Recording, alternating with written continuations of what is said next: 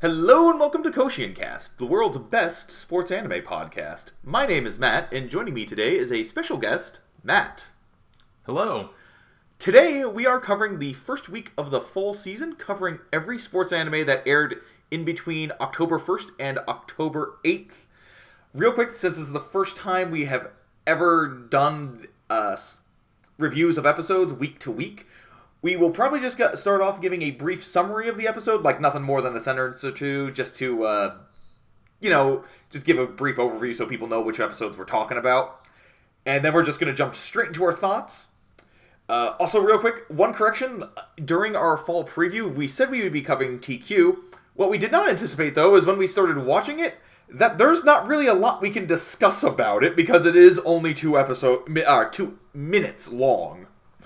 So what we are going to do with TQ is we are going to cover it at the very end of the season, just as part of our fall wrap-up. So anyway, we are going to jump now into our first episode of the season, Days. Yeah, so Days is a continuing series from last season, as many may know. The other note on Days is that because it premiered on October 1st, we actually saw 2 episodes this week on October 1st and October 8th.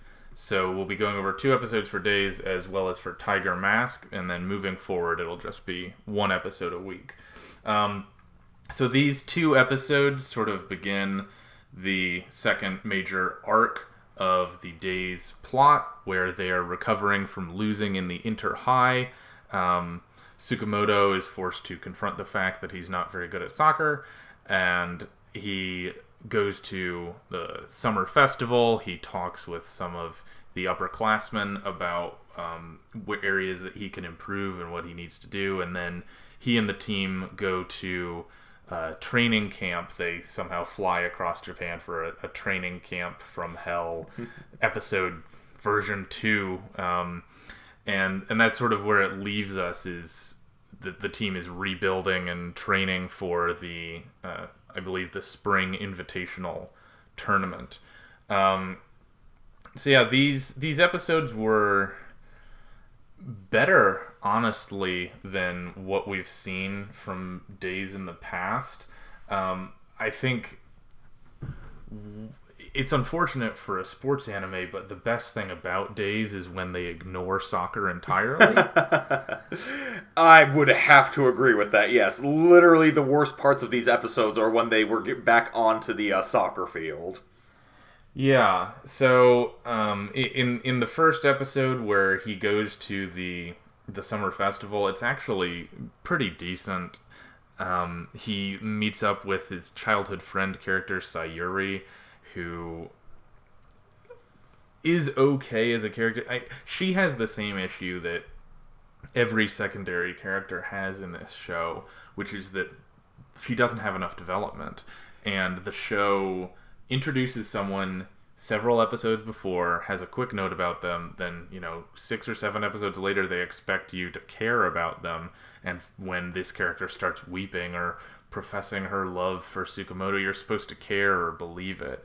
So it's one of those things with Days. What I'm noticing recently is that a lot of things about it would be well done if they had been developed as much as they deserve to be. But the cast is so big and so underdeveloped that you can't really buy into any of the emotional poignancy that they're trying to deliver. Right, like, one of the major issues I've noticed with Days is that major characters basically don't jump in until they're really needed for the story, which I guess makes sense in a way, but at the same time, it's like, you can still have these characters, like, off to the side saying things or doing things that maybe aren't, like, major to the overall plot, but they still have some sort of involvement in the story somehow. But it's like, here, it's like they literally only show up when it's like, oh, time to bring them in now. Yeah. Yeah, it's unfortunate, because you feel like if Days had cut the cast that they try to develop in half, it might be okay. Right. There's a lot of sports series that will have, just by the nature of the sport, even something like Haikyu, they have a relatively large team, but they just only develop the characters of a few main members, and the other guys sort of stand as a chorus in the background and can support from time to time, but mostly there's only a few characters that they really need to develop. Days says, oh, well, there's, a dozen plus characters that are involved with the team. Let's develop all of them equally poorly.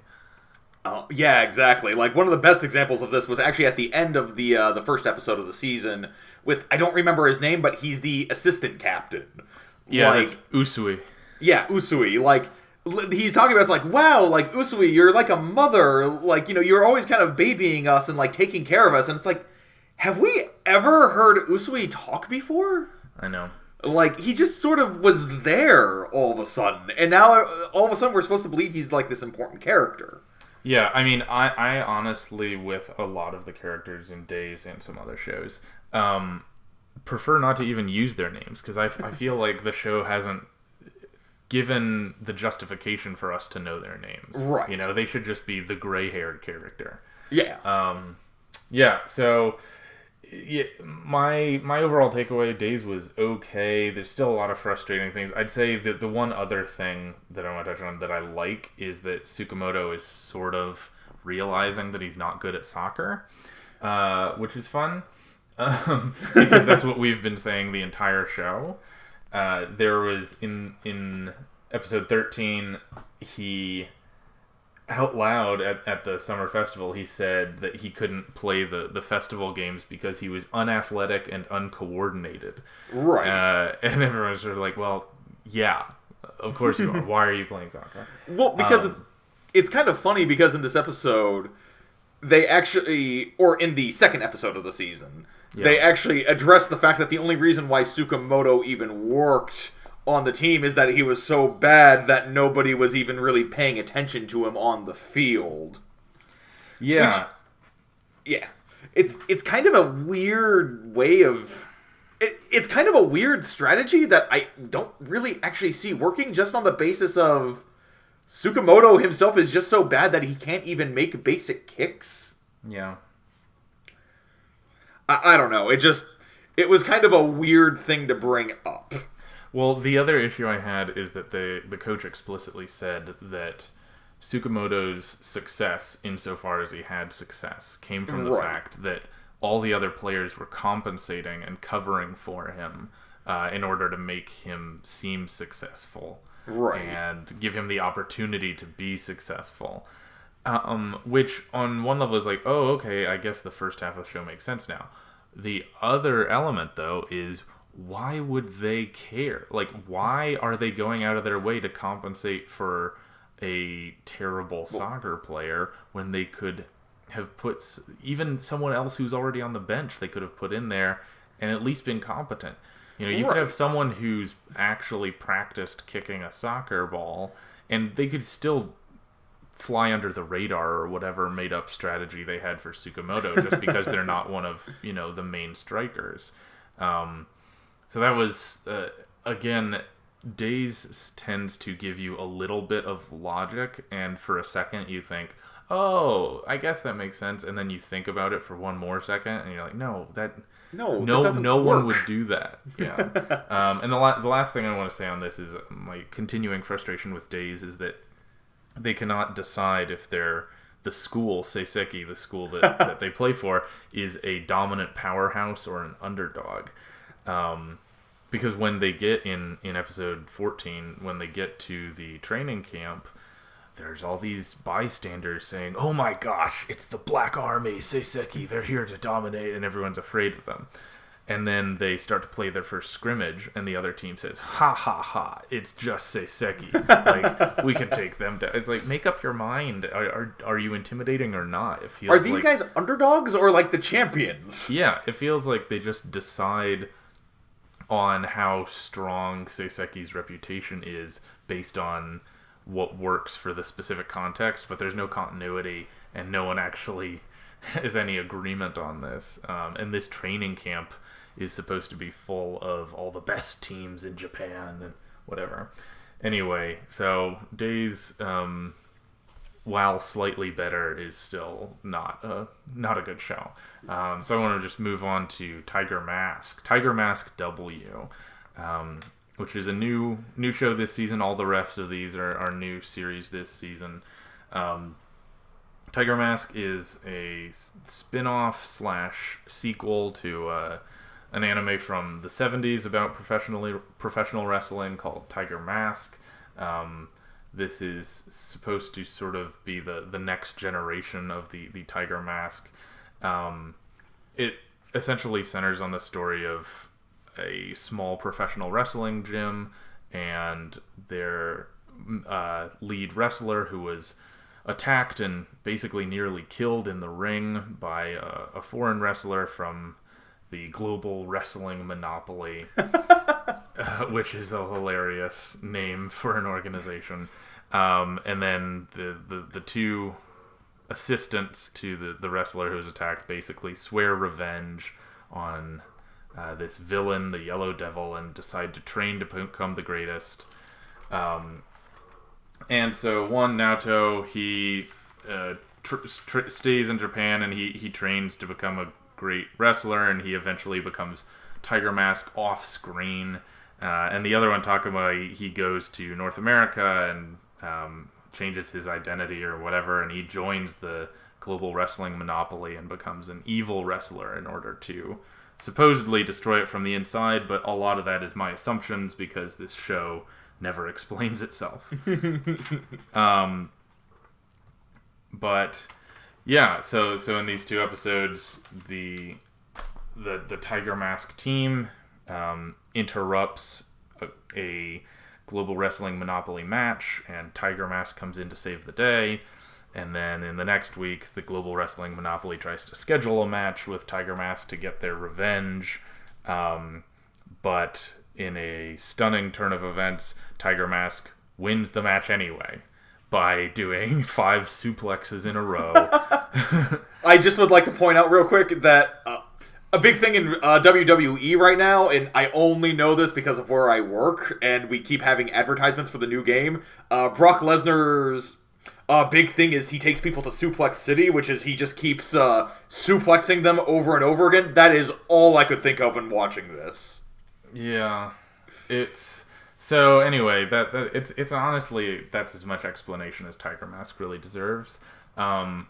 It's one of those things where this show would have been really fun if it had just played up the campiness of itself, right? And if it had had any animation budget, right?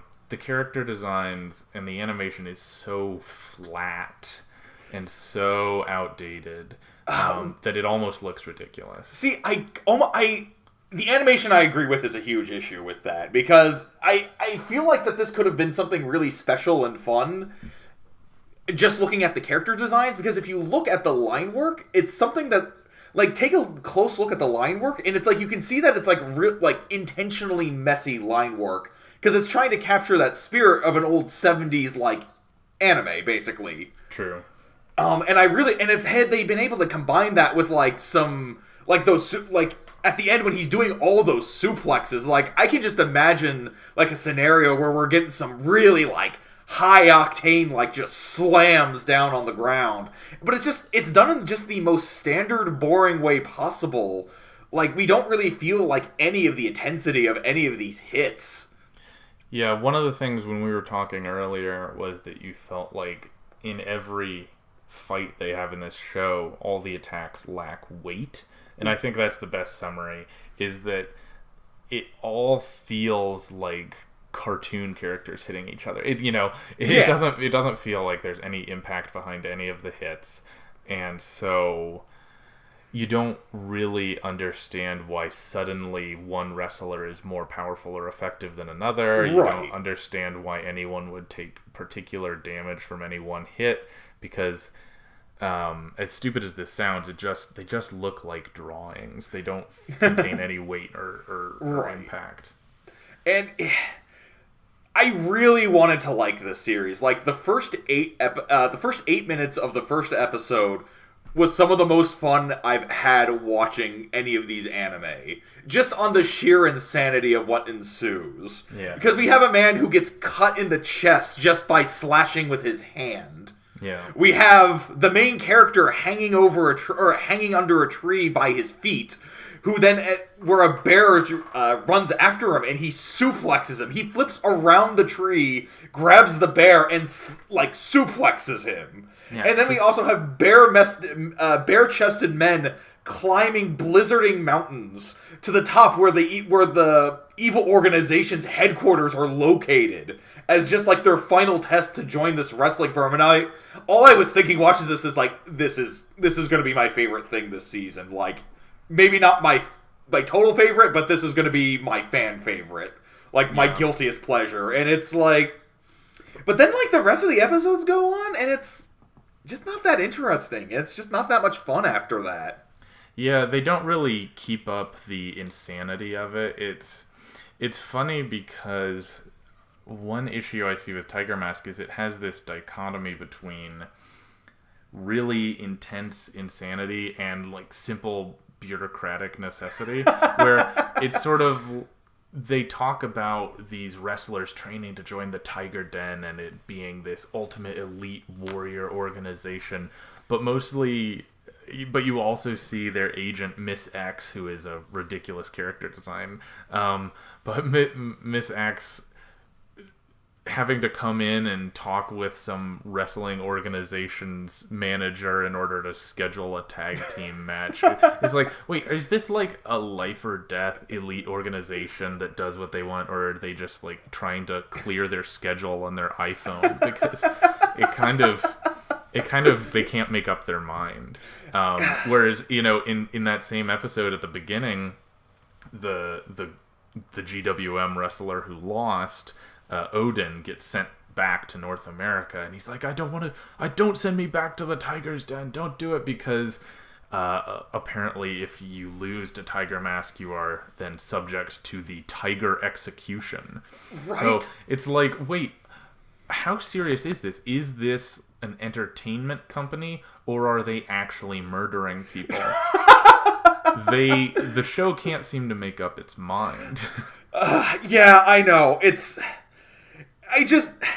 There's just nothing more boring than after all of that, just going into like this negotiation between GWM, the Monopoly. I love the fact that their name is actually they are the Monopoly on wrestling. Yeah.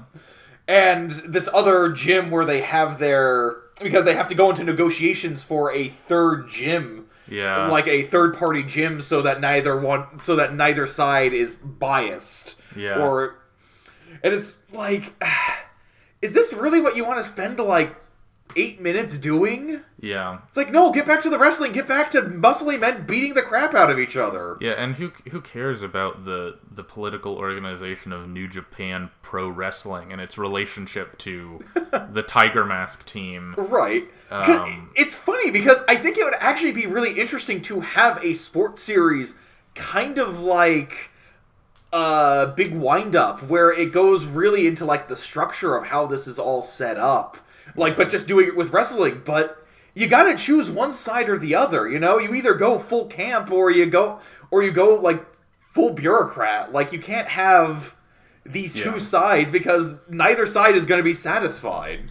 Yeah, so, I mean, when I was first watching this show, the best way I could understand it was that what they were trying to do was pretend and act as though the narrative or the story that wrestling makes for itself, because in professional wrestling it's all about having a storyline, so it's trying to act out what if those storylines were actually real. So it's completely ridiculous, and these evil wrestling organizations and their life or death circumstances, what if that was actually what was happening behind the scenes?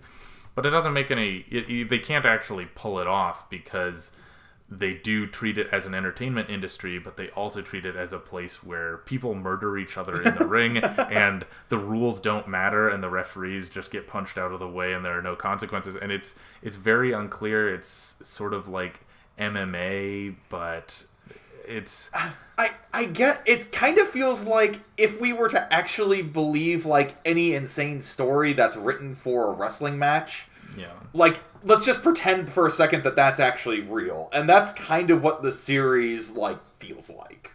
Yeah. The note that I made at the end of the first episode was that everything is manly and nothing is subtle. Which is, I think, what it goes for, and that works for about half an episode, and then it's starting to play out. So we'll see. They preview for episode 3. They've already said that Global Wrestling Monopoly's most powerful wrestler, Red Death Mask, is going to come to Japan to fight Tiger Mask. In episode 3, they're already elevating it to Red Death Mask. So we'll see how they can possibly maintain the momentum from here. But honestly, I'm not too impressed. But we should move on. Yeah, we should move on to March Comes In Like a Lion, which also premiered on a Saturday, but 1 week after Days and Tiger Mask did. But we're kind of counting it all with just Saturday. We're counting all the Saturday shows. So this was kind of an interesting one.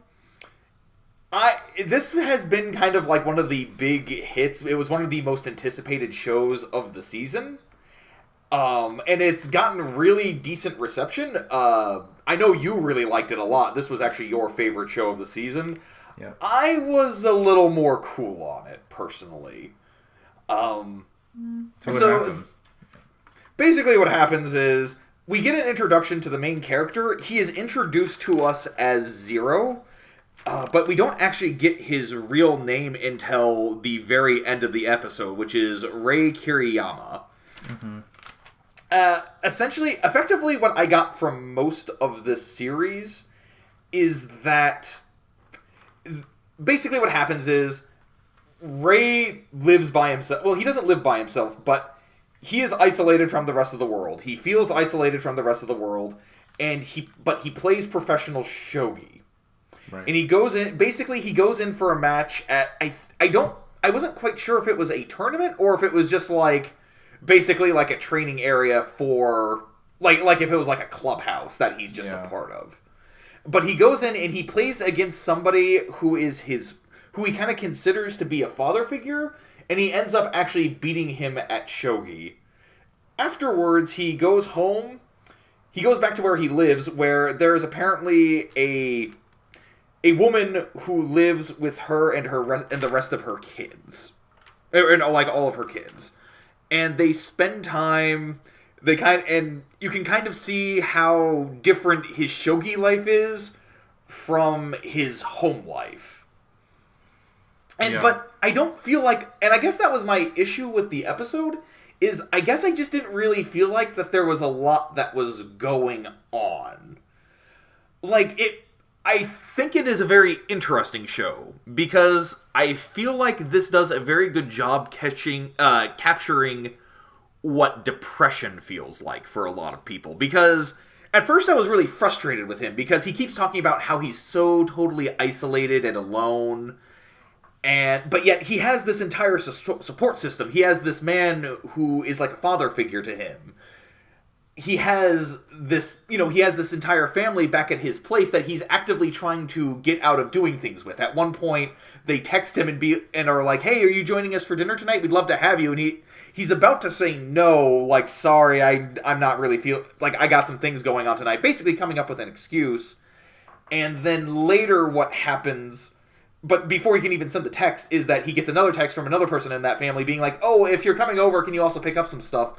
And then he feels obligated to come because he feels like he's the only one who's going to be able to go out and pick up this material for what they're making for dinner. And that was really frustrating for me at first, just on the basis of, quit whining, you loser. You clearly have people who care about you in your life, and you're just acting like a depressed, mopey teen for no reason. But I thought about it some, and that is really what depression feels like. Like, just because you have people who are surrounding you and basically love bombing you, essentially, like, giving you all sorts of affection, that doesn't mean you're gonna feel any better about yourself or you feel any more trustworthy about them. Right. Like, just because you have a support system doesn't necessarily mean you are just instantly going to depend on them. Yeah. And I thought that was a really interesting take on it.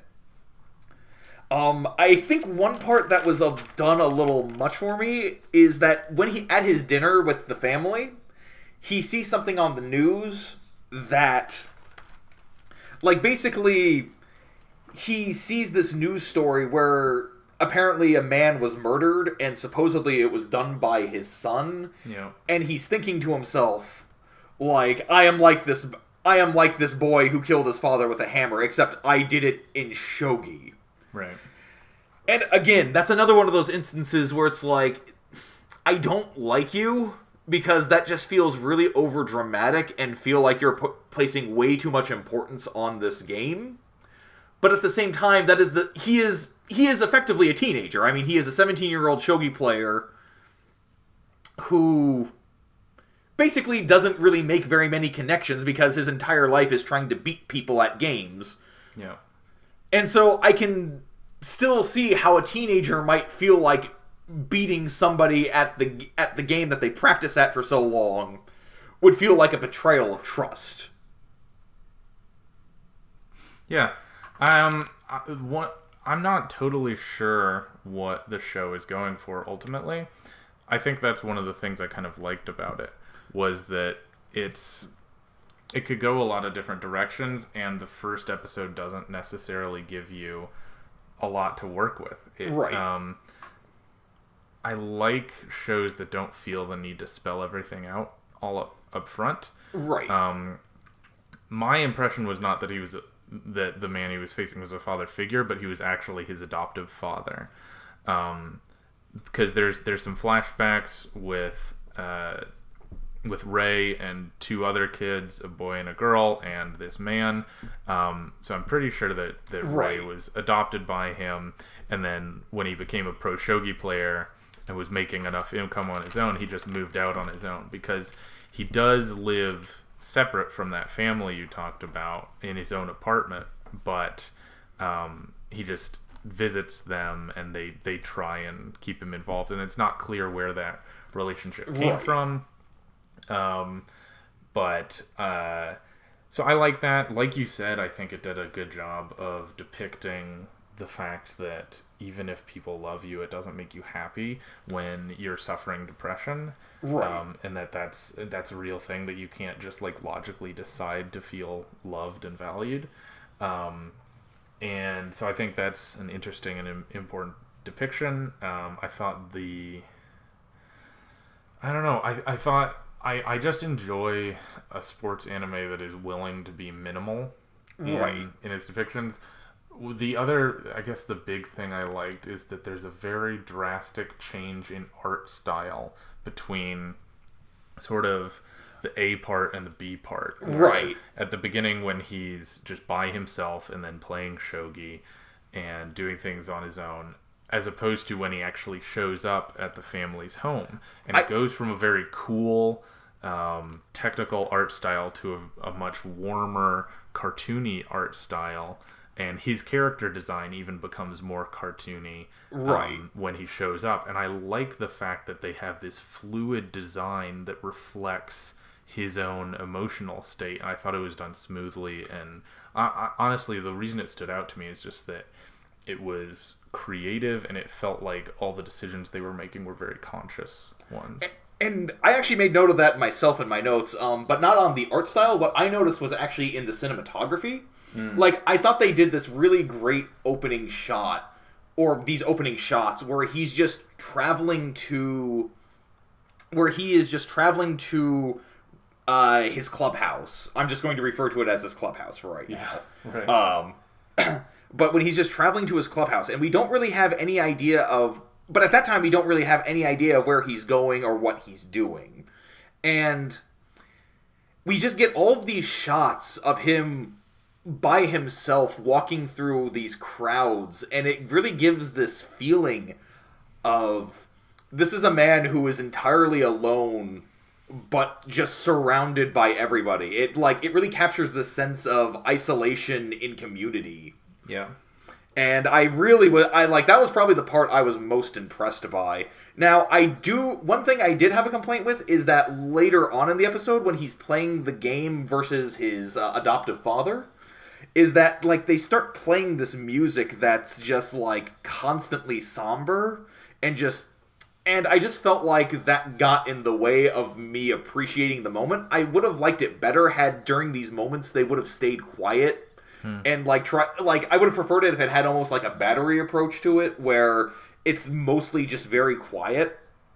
But then when he goes to like his home, we get like more of like a happy anime like comedy series, with all like the blasting happy music. Just to kind of drive that point home. But I felt like using music during these opening parts kind of beat me over the head a little bit too much. That's fair. Yeah. I don't know. I think it has a lot of potential. I think it's very atypical. We're covering it because it is about the sport of shogi, but it's very clear that it's mostly not about shogi, and it's going to utilize shogi as a metaphor for a lot of other things. Right. I was actually about to say, I feel like this is a show that is... it's not like some of these other shows that we've watched. Like, even Battery from last season, it wasn't really about baseball, but baseball was still, at the center of the story. Right. I feel like shogi isn't even going to be in the center of the story here. Yeah. We're following a character who happens to be a professional shogi player. Right. It just helps illustrate the kind of character they wanted to create, that he plays such a solitary, quiet sport. Exactly. Anyway, so yeah, do you want to move on to Long Riders? Oh, I suppose. Yeah, so Long Riders was an interesting show. It's a cycling anime. The first episode basically just introduces the two main characters. They're new college students.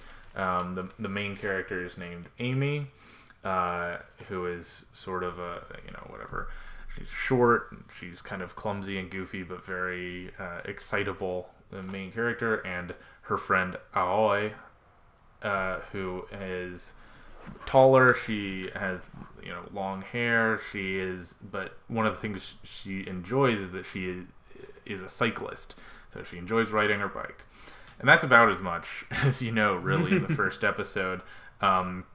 And the critical point is they're just showing up at their new university, and Amy sees a girl riding a folding bicycle, which is something that we don't really have in the United States, but it looks like it's just sort of a much more compact and simplified portable bicycle. And Amy is so enchanted by this bicycle that she decides she needs to buy one for herself. So luckily her friend Aoi is a cyclist, so they go to a bike store.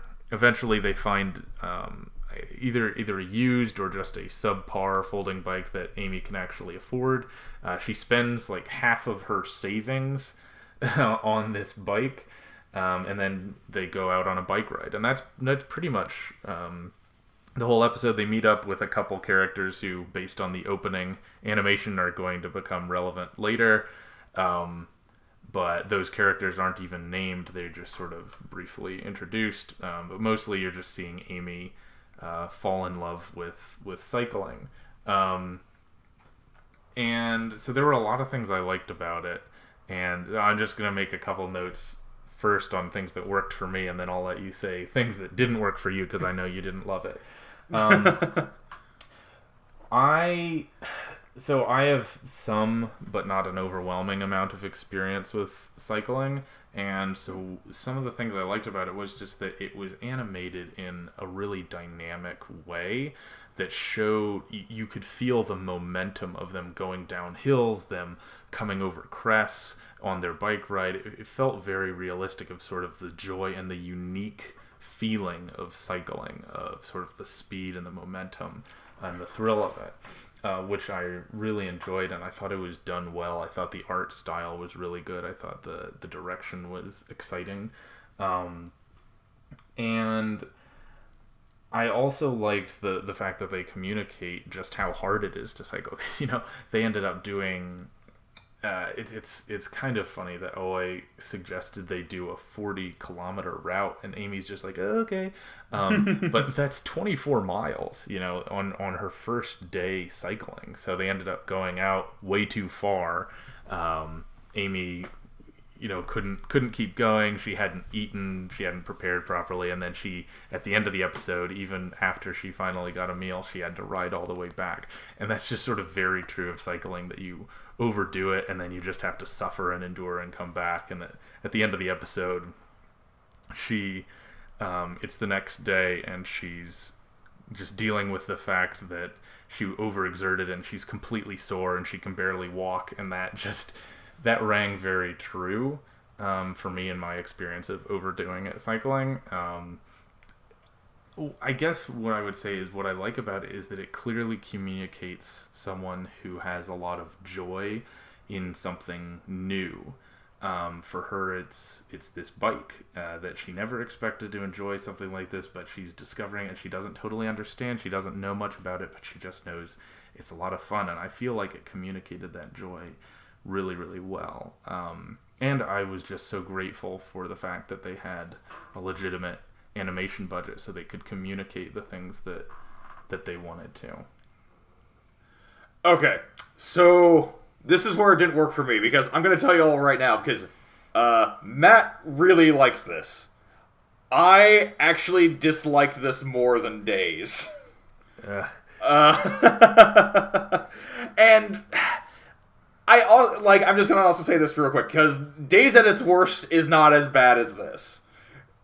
And I will agree with you here as well that the art style was generally fairly appealing. I don't have any real complaints about that.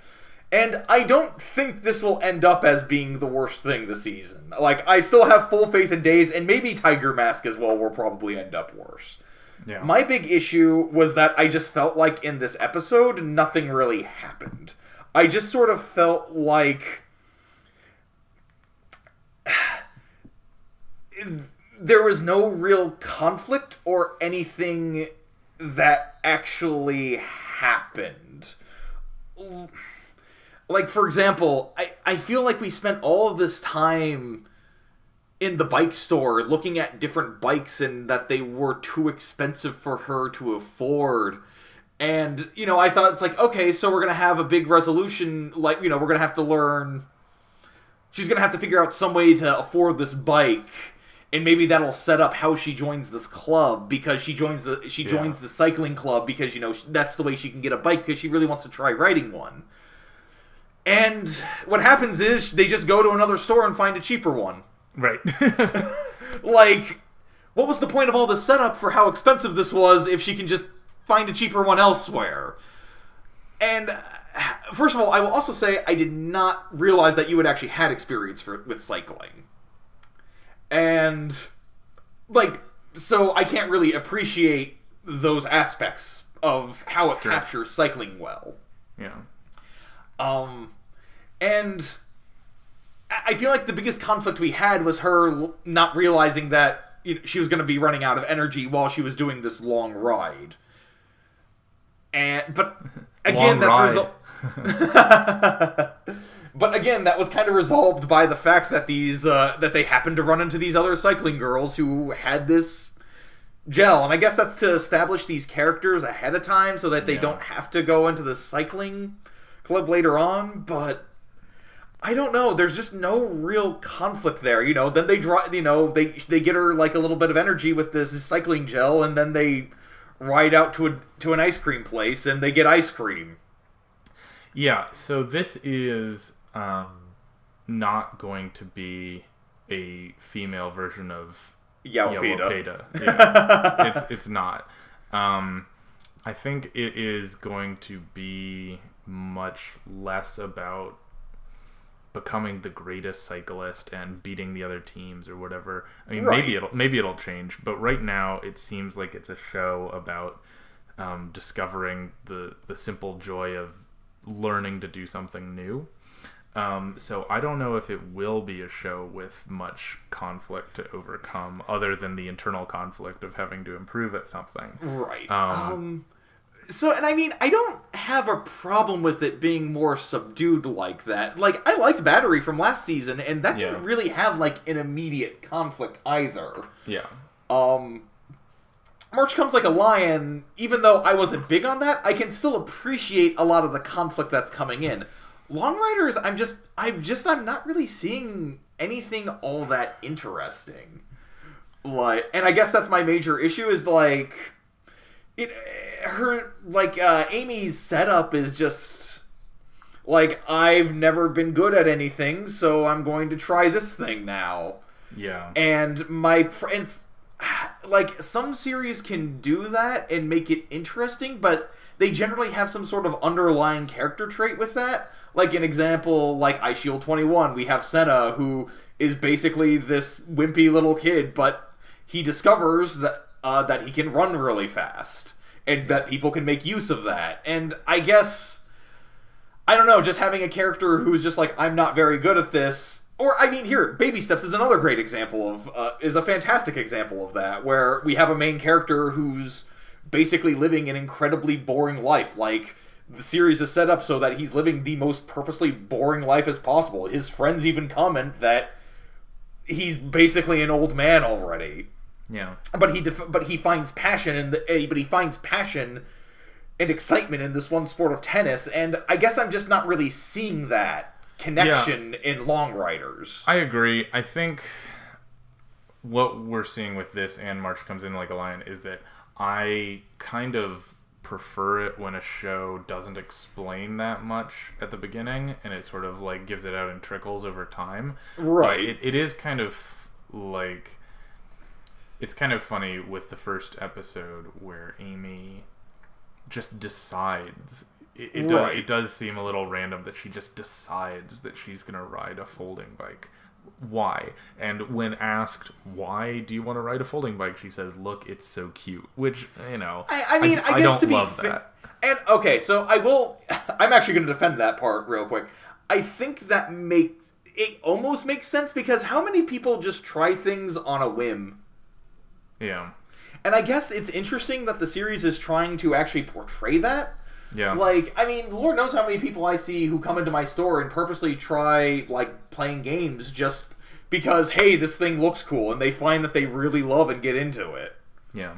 And, I mean, I guess that makes sense, but I guess I don't think it's that interesting to see, I guess. Like, again, with March Comes In Like a Lion, we don't know everything that's going on, but there's a very strong implication, like, right from the get-go, that this guy has some sort of, like, he's had some sort of event that has made him like this. Sure.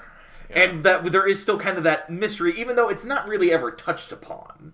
Yeah, that's a good point. I think you make a good distinction that March Comes In Like a Lion leaves a lot unsaid, but you're confident that something will be said later on to explain it. With Long Riders, it might just stay that simple. It might just be like, I like biking because biking is a thing that I like. You know, that might be all it ever is, which, okay. Anyway, just to close out on Long Riders, I say I hope you keep an open mind with it. I will try to, because it does seem like the series could go somewhere. I'm just saying I was not impressed by the first episode. Fair enough. But we also have another series about a female sports team. And one that we did keep an open mind about, because it was the surprise of the season. It was Scorching Ping Pong Girls. Yeah, greatest title. But greatest title. Not a series we were really expecting much of. No. But it turned out, it's not the best thing this season, but it turned out to be in the better half. Yeah. I think for both of us. Yeah.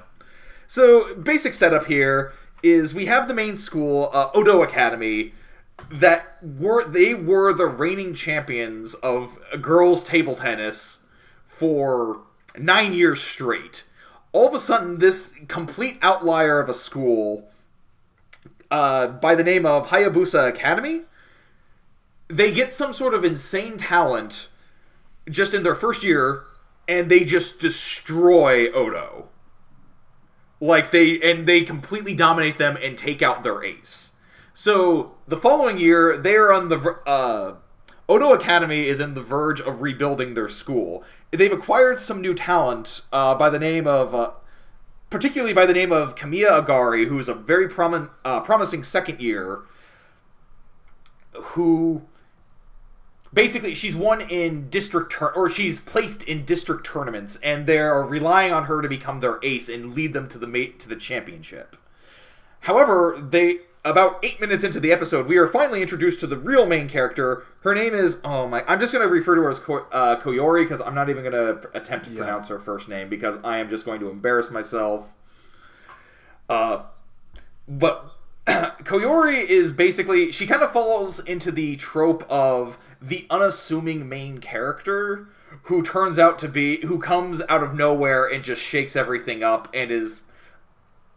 this is kind of the same premise that Prince of Tennis bases itself on, where the main character just sort of comes from nowhere. He's this mysterious figure, and he's actually, like, super amazing. And that is the same deal with Koyori, with table tennis. And what happens is, on her first day, she immediately starts working her way up the ranks and is beating high-ranking players on the team. And this actually poses a threat to Agari, who actually really loves being the ace. Like, this, it's also kind of interesting in the sense that she... Like, in a lot of sports series, we see that the ace of the team always has this sort of quiet dignity about them. Like, they're always carrying the hopes and dreams of everybody else on the team, and they're just sort of this stoic figure. Agari, no, she loves attention. She kind of quietly loves all the attention and the responsibility that she gets as the team's ace. Right. And the main character, Koyori, she is threatening that. And there's kind of this interesting dynamic between the two, because Koyori is really shy and doesn't like dealing with people, but she relies on Agari to kind of deflect people from bothering her. But Agari also kind of hates her because, she's stealing away all of the attention that she's worked so hard to achieve. Yeah. And the episode kind of ends on this not really, I shouldn't say threatening note, but there's this sort of, we're starting to feel this disdain that Agari is starting to feel towards Koyori. Yeah, she's afraid that she's going to lose her spot and lose the adulation of her team. Right. I think, so I want to say a couple things I like about it up front, and then a couple issues I had. Right. I guess the thing I like is that it defied my expectations. Right. Honestly, I think that's what bumped it up more than anything, because, initially we said that we thought it was going to be Lucky Star with Ping Pong. It's just going to be like cute girls doing cute things anime, just because of the character design makes it look like that. It has a very cutesy character design, and yet it looks like they're going to treat the table tennis element of the show seriously. Right. One of the best things about that was at the very end of the episode, they're talking, so their fourth seed player, whose name is Mune Mune, who I'm not thrilled with, because, her entire defining feature is that she has gigantic breasts. Her name literally means breast in Japanese. Yeah. It's an unfortunate choice. It is a very unfortunate artistic and personality choice. Yeah. But they talk about how she's really talented at smashes in ping pong. And so Koyori has some problems dealing with this at first, but then she figures out how to beat her because she's able to alternate her attacks on her receives. And so Mune Mune can never really get in and do a smash when she's constantly having to switch her sides. Right. And it's like, okay, great. So this series actually seems to have... I don't know if it's actually accurate to ping pong, but it gives the impression that it is interested in ping pong. Unlike Days. Right. Exactly. And I appreciate that. Yeah. I think I like that. I liked that. I liked the fact that it felt... The characters just felt a little unique for a sports anime. I liked Agari, the fact that she doesn't actually like ping pong specifically. She just likes that people praise her and treat her special because she's good at ping pong. And so I think hopefully that'll be an interesting character arc to see her forced to discover whether or not she actually likes ping pong for its own sake when at this point, inevitably, Koyori is going to become the new ace. Right. Probably within an episode or two. So it'll be interesting to see. I like... Basically, Agari's character was the only thing that elevated this for me. The issue I had, actually, was what you mentioned at the beginning. The beginning of the episode shows some previous inter-high tournament. Right. Or inter-junior high tournament, I guess, in this case. Yeah. With the Ping Pong Club, well, yes, you have this established academy, and then this upstart comes in and sweeps them, and it's all very dramatic. But you never actually see any of those characters again in the episode. That is fair. I hadn't even thought of that. It's not actually... So you referred... I don't actually think Oda Academy is the main school that Agari and friends go to. They go to a different school. They were just trying... But the fact... It's really easy to interpret it either way. Because since the show does not explain the connection between the opening scene and the rest of the episode, it's not actually clear what relationship these schools have to each other. Oh, and whether wow. whether any of these characters actually know each other. It seems like just a random scene that they introduce at the front to show, who the elite enemy is, and they'll maybe bring it up later. The only reason that I think it's relevant is that if you notice the Hayabusa Academy, the character with the long black hair who dominates in the first scene has a little puppy design on her uniform at one point, and that's the same. You see it in another form on like a keychain or something that Koyori is holding. So I think the implication is supposed to be that Koyori transferred from that elite school, and that's going to be the connection later. Okay. But it's done in it's done via implication, and so it's easy to get confused about exactly what relevance the opening scene has. So I thought that, maybe it'll be meaningful later, but in the first episode it was mostly distracting. Okay. I didn't even think of that. Wow. Yeah. So that's my interpretation. And again, because they refused to really give much detail on the significance of that opening scene, I could be wildly off base. Right. But anyway, yeah. And then my larger complaint was largely that I think the series, the art style does not do the series any favors whatsoever. Yeah. Oh, yeah. Like, it's honestly very distracting, and it hurts, like, it hurts my impression of it. Yeah. Because it goes against the tone that they're trying to create here. Yeah, it's trying to be a serious sports show with Lucky Star style characters. Right. And if I wasn't doing this project with you, I would never have started watching it anyway because of the character design. Yeah, exactly. Same here. Like, I would have just written it off as, it's another Lucky Star, like, slice of life series, except now they're playing ping pong. Gotcha. Yeah. All right.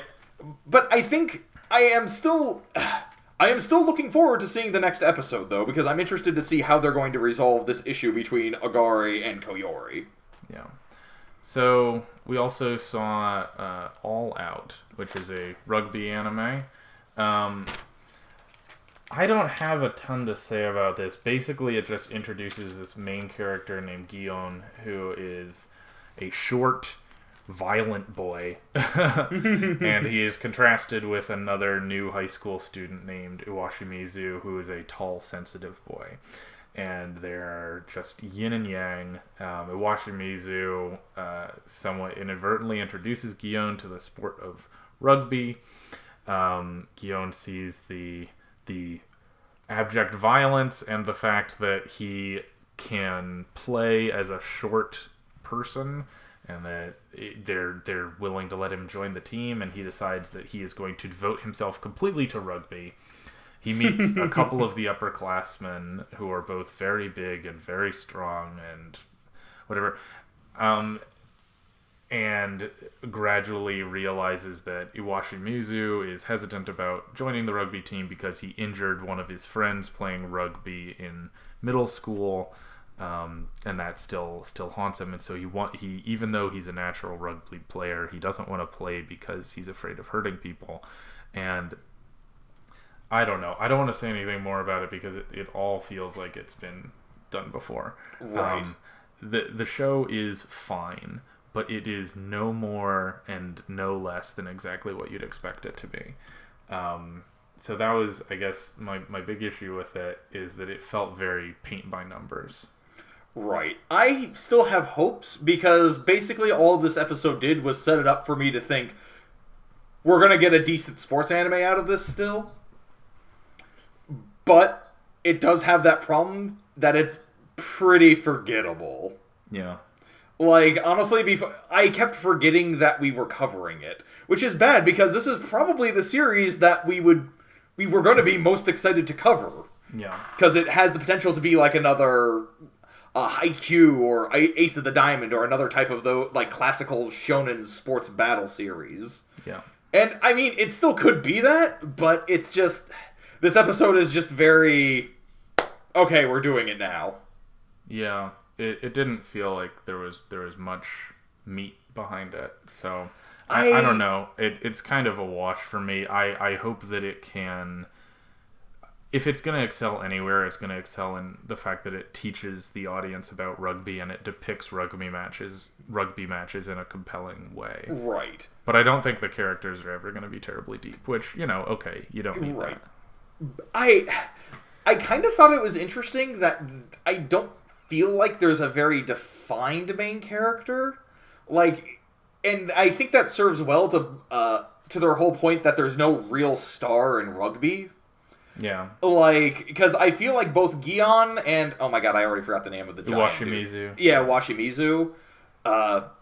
I thought it was interesting that they both got pretty equal focus in this season, or in this episode. And I like that they're not trying to belittle their whole point that rugby is a team sport and that nobody in particular is going to stand out. Right. Now, it is also way too early to say that, because it could very well be like, no, Gion is actually the super best member of the team. Yeah. Yeah, so, we'll see. We'll see, but... Yeah, there just wasn't a lot of meat to this. There was one part I laughed pretty well at, which was actually in their... when they were doing their commercial bumper, and they had yeah. When Iwashimizu was because there's this whole dramatic scene where Iwashimizu is walking away from the rugby team because he really doesn't want to join, and it's supposed to be this big dramatic finisher for the bumper, or for the commercial break. And then for the bumper, though, we see that when he was actually walking away, it was a dead end, so he had to actually walk back awkwardly. Yeah. Behind Gion and basically be like, that didn't work out as dramatically as I had hoped. Yeah. So, I mean, it clearly has the chops to be an entertaining series, but it needs to pick it up a little bit more. Yeah. Anyway. So you also covered Keijo, which I did not watch and am not planning to. So, here's the funny thing about Keijo. It actually could have been decent, but the problem is actually not in the areas you would expect. Yeah. So, one of the most striking... So, basic plot of this is the main character, Nozomi, is training for the sport of Keijo. Keijo is actually based off an actual game that a lot of really young children play in Japan, where they basically try and knock each other into water by using their butts. Right. But in this world that they've established, Keijo is actually this massive sport that is where girls are supposed to use their butts to slam into one another and actually knock each other. It's the same basic idea, essentially. Yeah.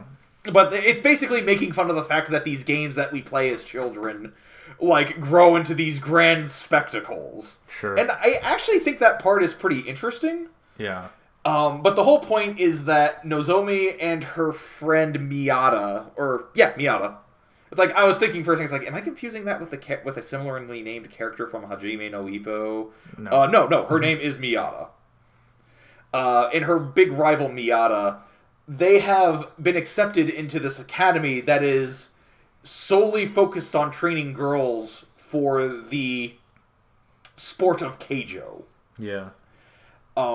And during this episode, like, they're being inducted into the university, they flash back to their big moment in the past, which was basically this test that they made, or this test that they passed, so that they could actually even be accepted into this academy. And we sort of follow how that battle went, which is basically, it was kind of, there were a bunch of it was basically like a battle royale for butts.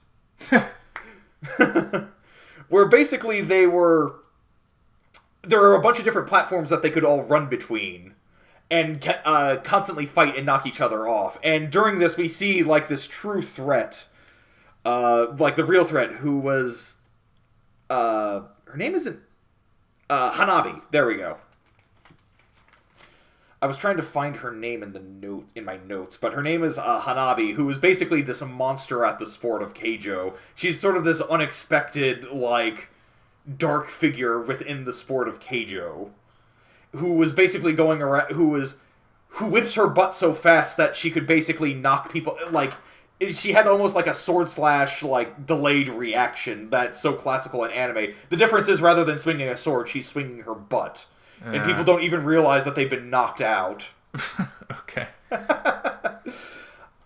So, one of the things, this show, it feels like if it was just focused, and I'm just doing this based off of your impression, if it was just focused on how silly it is that we treat children's games as intensely serious and take it like that, like, it would be a fun sort of parody. But it doesn't really stay there. See, actually, that's actually, I would argue, because my big issue with this episode was that Nozomi and Miyata's relationship was not clear at all, because she constantly describes Miyata as her rival, but when we look at that flashback, it seems more like Hanabi was supposed to be her big rival. Yeah. And that Miyata's just a friend of hers, and there's just no real focus on any of these characters. Like, I don't really know enough about any of them. Like, I know Miyata was apparently formerly in judo, but she wanted to go into Keijo because it meant she could wear cute swimsuits.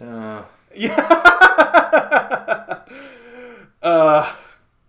Or there is something interesting there, though, with Nozomi, which is that there is this implication with, like, her manner of speech, because she always speaks, she never enunciates G's. She says, when she says to, she says ta, like, stuff like that. Like, so there's a very big implication that she's very low class, and that she also, and everything that in the series is motivated by her money. So, like, for example, during this big test, like, the top 10 ranking people can get half off tuition.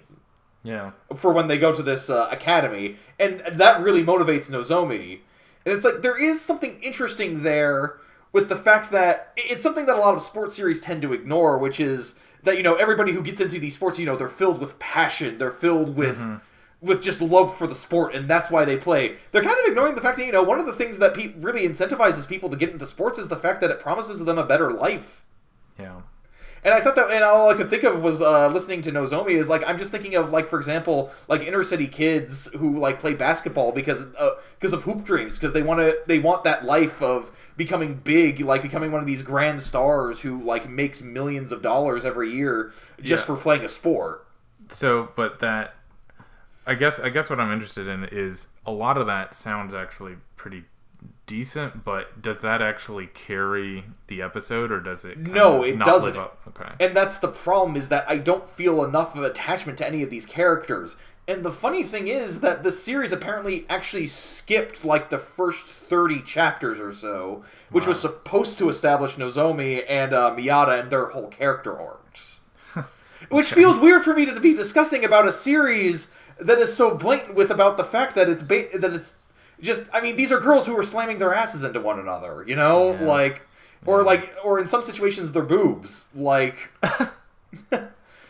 like, one of the jokes is, or I don't even know if it's a joke or just one of Miyata's techniques is that, like, so people are trying to come at her for a frontal assault, she doesn't have a very big chest, so they think that they can get her easily because she doesn't have very good defense in the chest area, but she moves so fast that it looks like her ass becomes her boobs.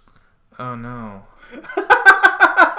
it's like a shadow image almost, but because she's moving so fast that she manages to hit her butt into them so fast that it looks like her chest is her butt. So I guess my question to wrap up, Keijo, is what people were hoping it would be is so bad it's good.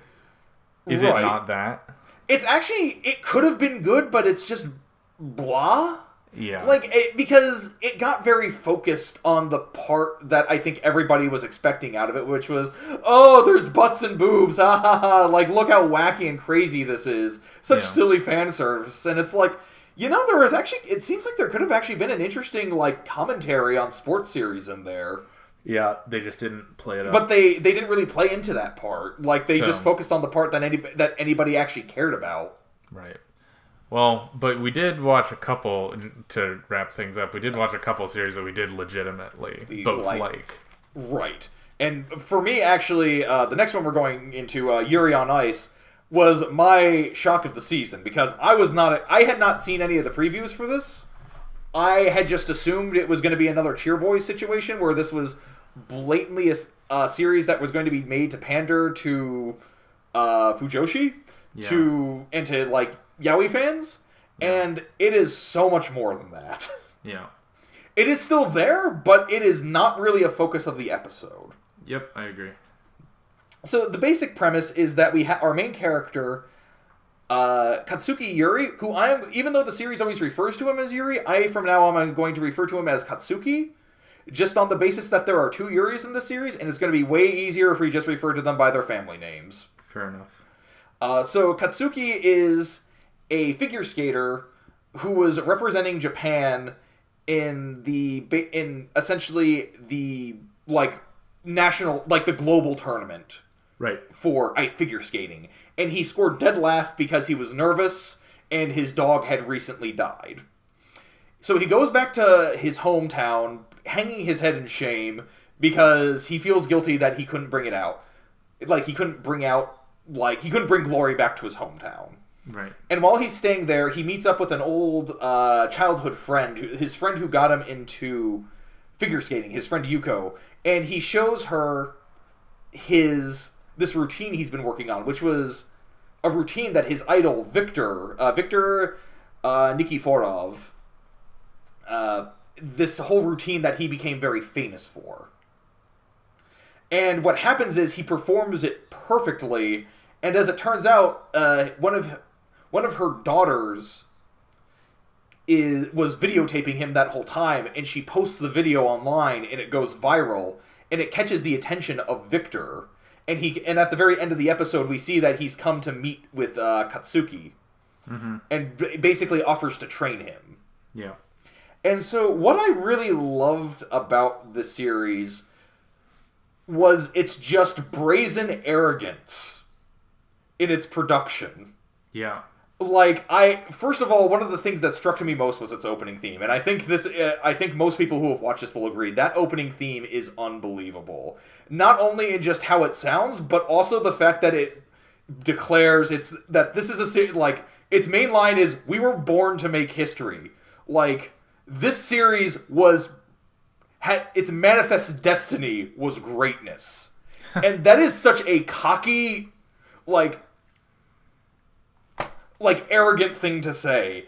That could have, and if this series was any worse than it was, this would have been this opening theme would have been a total embarrassment. Yeah. The other moment that occurs that makes me think this is that they spend an entire 4 minutes of this episode just showing this figure skating routine that Katsuki was working on. Yeah.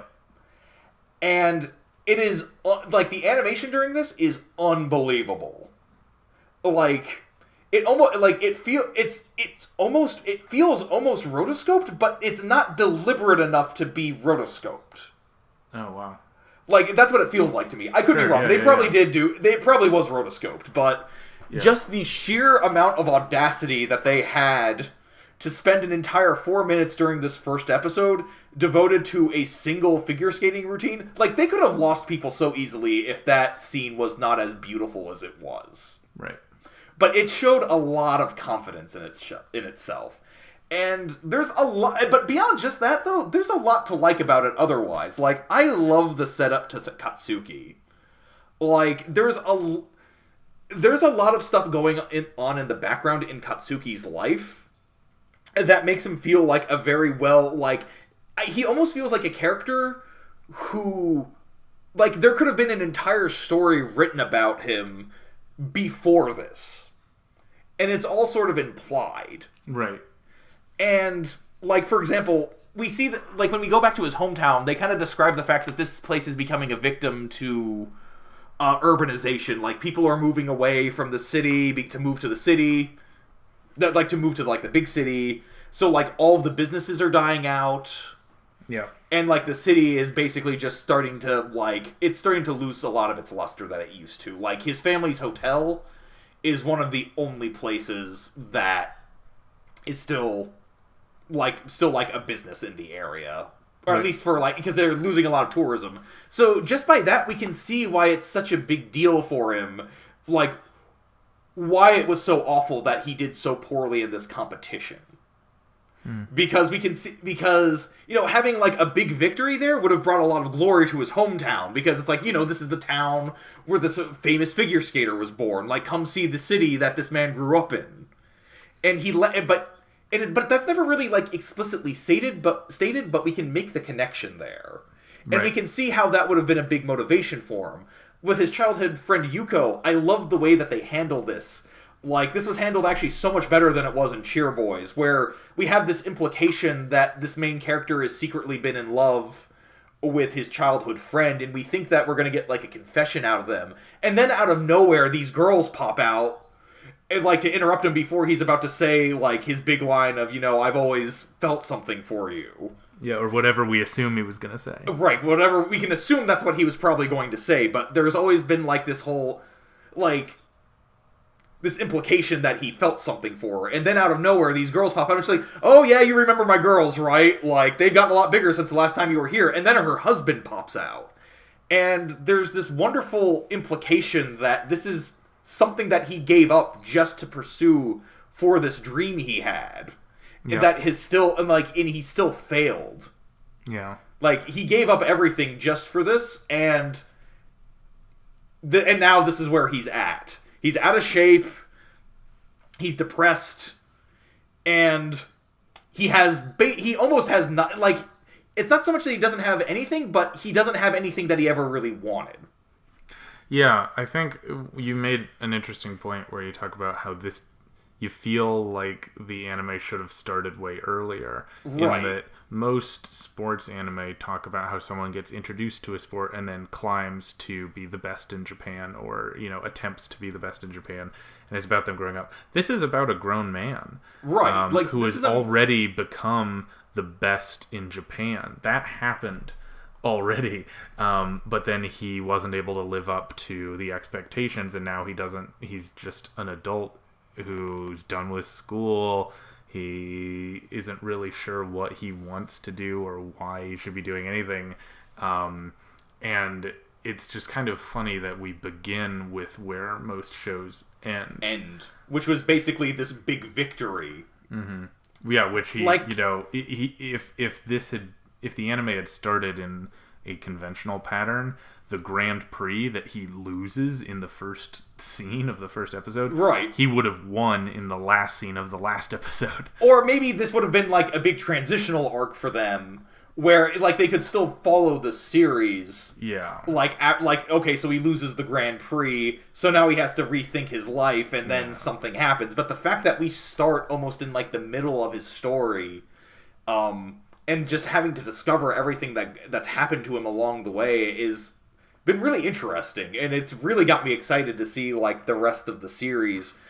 It feels almost like it's like a redemption story for him, like, more than anything. Like, having to, like, had this started, like, at the beginning of a story where he got into figure skating, it would have been like, okay, so this is a series about ice skating. But starting in the middle kind of adds this whole redemptive arc to his, like, to this entire story, where he needs to now come out of this depression, this shame that he feels, to come out great again.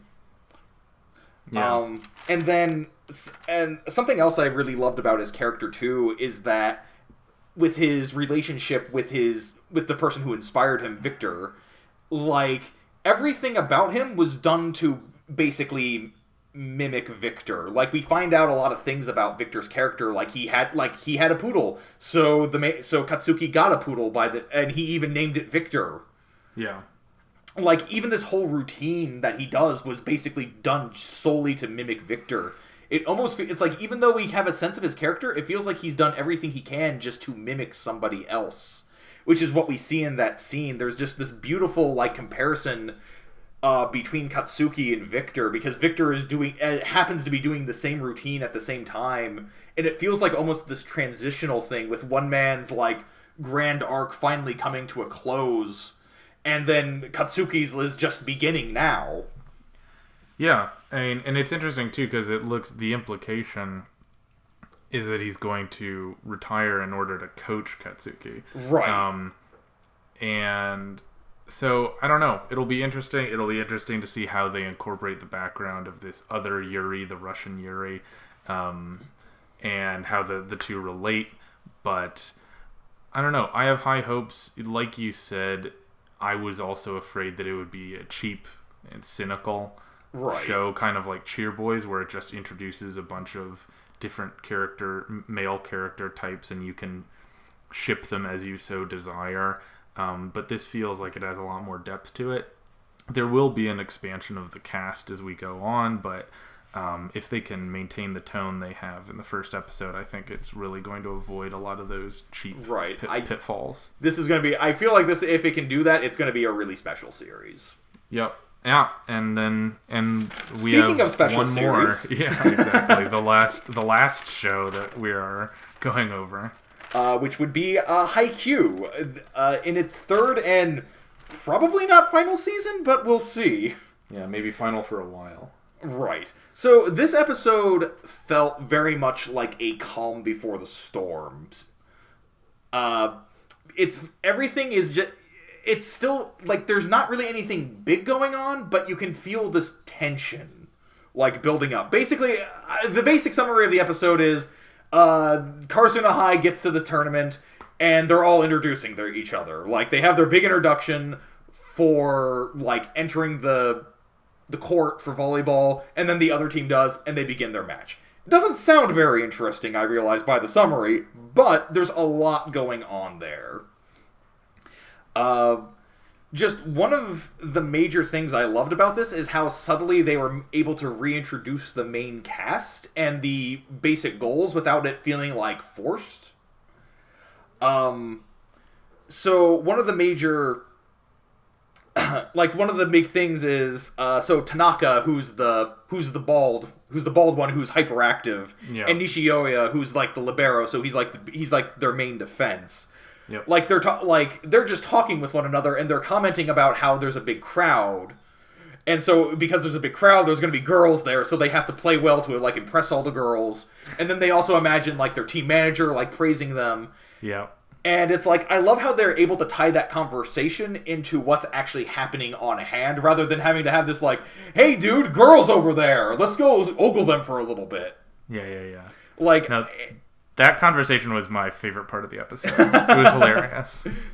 But just, moments like that, or when, Hinata's walking along, Hinata being the main character, of course, and walking along, and somebody mentions, like, you need to go to the bathroom, dude, we gotta, we do have our game coming up, and he's like, no, I'm fine. It's like, I love that they bring back his whole, like, issue with nerves, and always having to run to the toilet before, like, a big match. Yeah. Without actually spending a lot of time on that, just situations like that. Yeah, I think overall that's what the episode was trying to do, is because they know they had a break. It's been 6 months since the last season, and a lot of the function was just reminding people of who all the characters are and setting up sort of the trajectory of where their arcs are going to go for this season. So, yeah, it's impossible to jump into this without having watched the earlier stuff, but if you're trying to, just stop. Like, Haikyuu's an amazing show. Just watch from the beginning.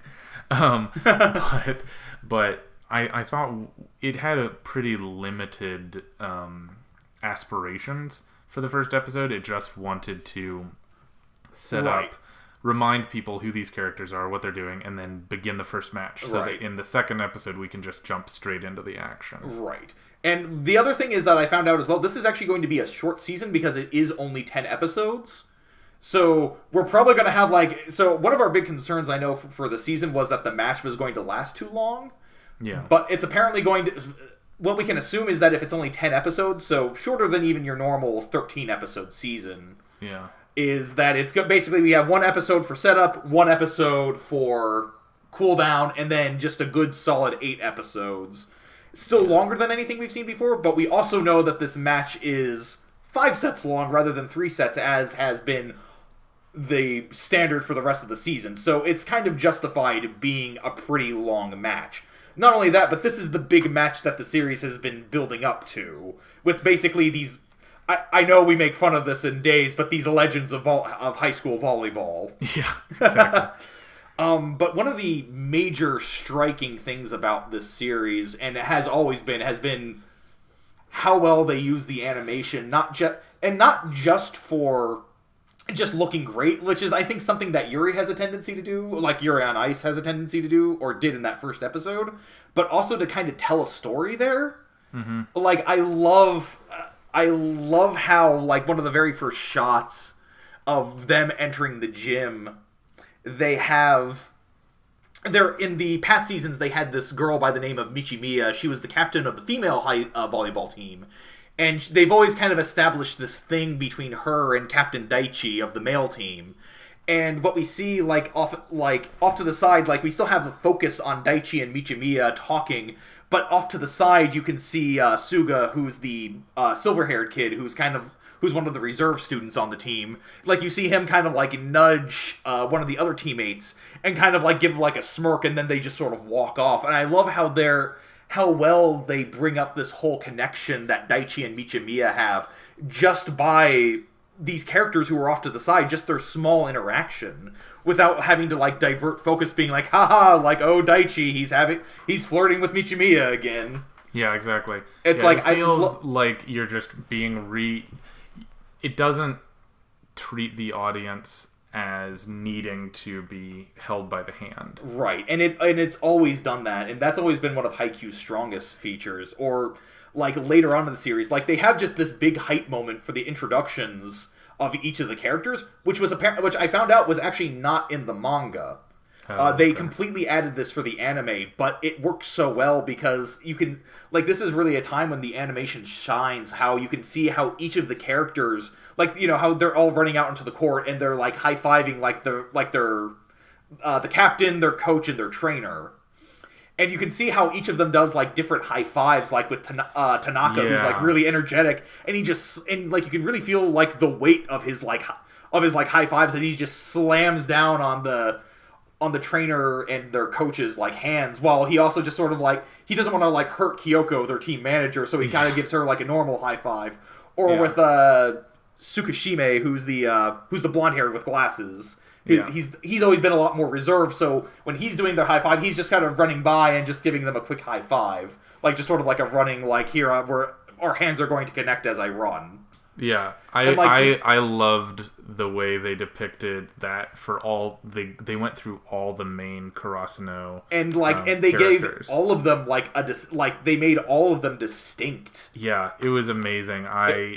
It sounds so stupid to feel that moved by a high five animation, right? But what it felt like to me was I was reconnecting with old friends, right? I totally get what you mean, and I love this setup between Karasuno and Shiratorizawa,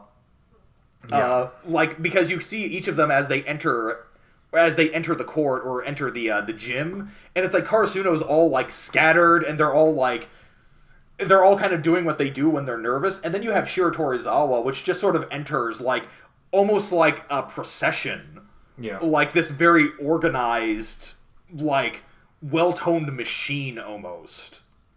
Yeah. And they do everything so well and communicate it all so well just through the animation and context rather than just having to constantly explain everything. Now, part of that is also from the benefit of having 2 seasons to set all this up. Yep. But it still works out very well. Or, oh my god, just like the crowds. Like how we see the crowds build up. Like, I love how the crowds are growing. And we see that through the characters. Like how many different characters they have on the, like, through the side cast, like all of their siblings or like family members or stuff like that who have been showing up. And you can kind of feel the connection to these characters and how the crowd has grown. But anyway, I've probably rambled on long enough about this. I think what I can say is that even if all these new shows end up either disappointing us or not living up to expectations, Haikyu is the one that I'm not worried about. I know it's going to be solid. I know it's going to be fun. So if nothing else, we've always got Haikyu. Right. But yeah, so this is a lot of anime, Matt. I know this was kind of an interesting challenge to get through these 10 shows for this week and then to keep it up in the future. But I think, we're learning a routine, and I'm looking forward to seeing whether our expectations from these first episodes bear out in the future. I'm also trying to keep up with a couple other shows. like an insane person, I'm trying to watch the new Gundam as well. And I don't know. We'll see if that falls to the We got Great Passage as well that we're going to check out. Yeah, Great Passage once it starts. But anyway, thanks for joining me, Matt. Thanks for inviting me on as the guest. I appreciate it. No problem. But that concludes our episode for this week. Our logo design is by James Ratcliffe. The theme music is Fly High by Burnout Syndromes, covered and performed by Luke Bartka. You can follow Koshiencast on Facebook, YouTube, and Twitter, and our email is koshiencast@gmail.com. Make sure to subscribe, rate, and review. We'll be back next week with the best and worst from the world of sports anime, and until then, keep training.